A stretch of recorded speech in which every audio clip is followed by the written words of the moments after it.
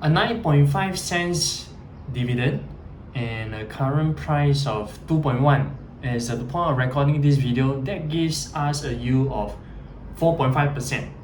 Does that meet your need? Perhaps I will ask myself this question: can Keppel DC REIT deliver 9.5 cents for FY 2025? As of 31st December 2024, Keppel DC unit size rose to this number: 2,209,075,362 units, primarily due to the issue of placement units and preferential offering units to complete its acquisition of SGP 7 and SGP 8. If we do some math here, a 9.5 cents FY 2025 dividend requires a distributable income of 209.86 million. A 9 cents FY 2025 dividend requires a distributable income of 198.82 million. And my last known FY 2024 distributable income was 172.73. To hit 9.5 cents, we need an additional 37.13 million of distributable income. To hit a 9 cents dividend, we need 26.09 million additional distributable income. Depending on your own dividend expectation, how can Keppel DC REIT hit these distributable income targets? Where are the possible contributions? Because this is what I want to address in this video, since as of recording this video, I am a shareholder, so please practice independent thinking. First, Basis Bay Data Center in Malaysia was sold on 31st December 2024, so that removes 1.2 million from the revenue. Second, the contribution from our Australian note. 1 year, it gives us Australian dollar 6.3 million, and since this activity completed on 25th June 2024, thus this asset started contributing since 1st July 2024 onwards.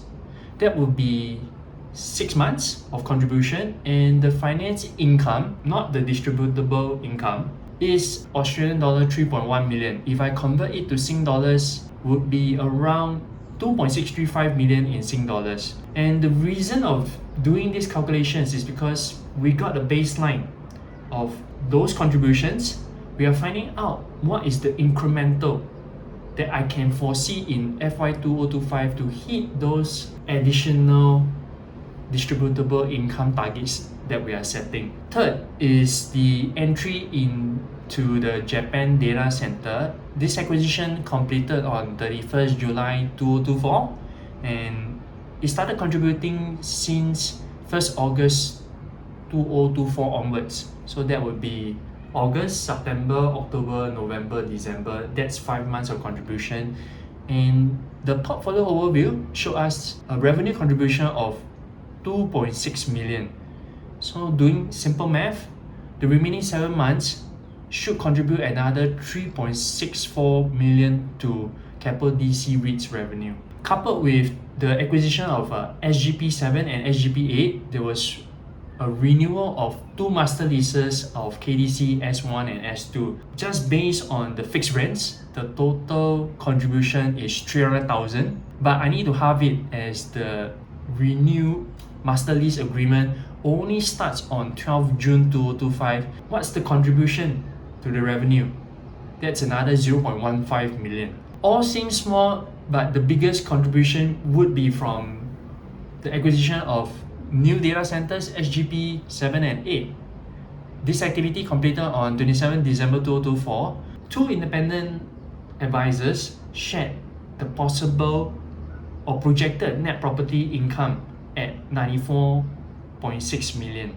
But however, if you look at this acquisition overview, it wrote that SGP 8 is only expected to be 100% occupied by the 3rd quarter of 2025. Let's head to this summary of what we can add and what we can subtract. First, we sold basis Bay, that removes 1.2 million in revenue. The Australian note, you're going to contribute another 2.635 million in finance income. The Tokyo data center is going to contribute an additional 3.64 million in revenue. The renewed fixed rent of SGP1 and SGP2 is going to contribute another 0.15 million in revenue. And based on the acquisition document of SGP7 and SGP8, the net property income is going to be 94.6 million. I'm making an assumption here, each take half, but earlier on, the acquisition overview shared that SGP8 is only going to be fully occupied by Q3 2025. So I'm making another assumption again. I'm just only going to consider SGP7 only so that I give myself a margin of safety. Doing some sums here, here's what I will get.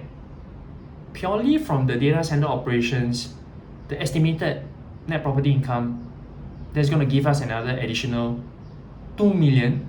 The finance income flows directly straight down to the net property income, so there's another 2.635 million. Assume I only take SGP7 and the net property income is going to be 47.3 million. So adding all these three lines, I'm getting an additional MPI contribution of 52 million. But I can't really use this figure because from MPI, if you look at the profit and loss statement, there are still some adjustments. But let's hold this figure with us and revisit what we wanted for our dividend expectations. To reach a 9.5 cents dividend, we need an additional 37.13 million in distributable income. To reach 9 cents dividend, we need 26.09 additional distributable income. What do you think? Will Keppel DC REIT be able to deliver a 9.5 cents dividend for FY 2025? How much are you expecting? You can let me know your expectations in the comments below.